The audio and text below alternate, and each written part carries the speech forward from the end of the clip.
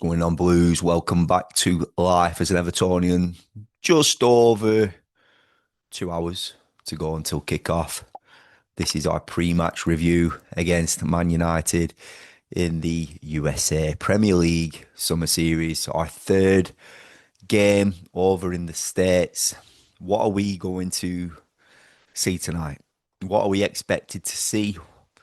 What have Everton learned from the previous pre-season friendlies? What has brought us to this stage? And can we, even though I feel that this Everton team is currently low in confidence, can we get a result tonight against Man United?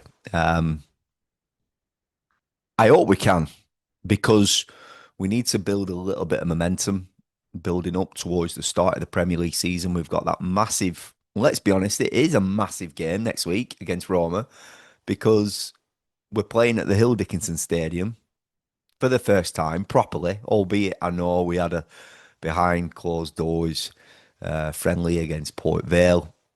But this is going to be a sellout against Roma, and we want to take a little bit of confidence into that game. So for me tonight, it's about not making any mistakes and getting a result, whether that's going to be a draw or a win against Man United. Although that feels a little bit far-fetched at the minute. It wasn't last season, but it is pre-season.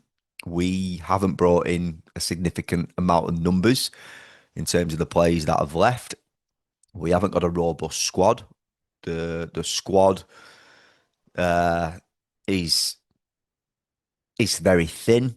Um, Tonight, I feel we could probably, or we might see Jake O'Brien come back into a fullback role. But is it a little bit too soon for Tarkowski to try and complete 45 to 60 minutes? Um, it might well be. If Tarkowski did start, he would have, for me, partnership Michael Keane, and then we could see Jake O'Brien in right back in full back area. So that'll be interesting to see. Um, if not, it could be this three at the back that we've been seeing with this system. And that is because of the numbers that we've not got in a defensive unit. Um, I hope we do get to see more minutes though from Tarky. I'd like to see Barry start tonight. Um, I would like to see. I don't think Nathan Patterson has done enough. I was just talking about the fullback area then, and obviously I've gone off, but I don't think Nathan Patterson has done enough. I think this has been a big chance for him in this preseason. And listen, they've all underperformed, but there's been times where Nathan Patterson has found himself in good areas, and his touch or his final decision making, his final ball or his shot on target has let him down. And he is much better as an attacking fullback than he is defensively.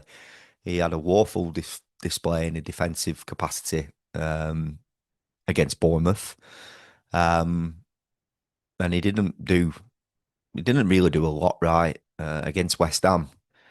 And I don't like coming on here and being critical on any sort of individual or any player, um, but I'm just telling you the truth. I'm just seeing it how it is. I was hoping Nathan Patterson could really hit the ground running in this pre-season, but he's failed to do that. So it doesn't bode you with confidence as fans. Can Nathan Patterson do a job at right back?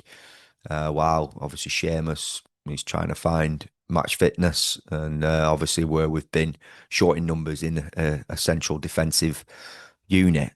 And Mikalenko being again at left back. Obviously, I think next week we could see the new fullback uh, in on the left hand side. We'd like to see that against Roma. Um, so there's not a lot to really, talk about. It's for me tonight, it's about everyone that we've got available staying fit, not getting injured, not making mistakes, because I think we've constantly made mistakes in this pre-season, over in the States and before it. We let Blackburn Rovers cut through us like butter at Ewood Park.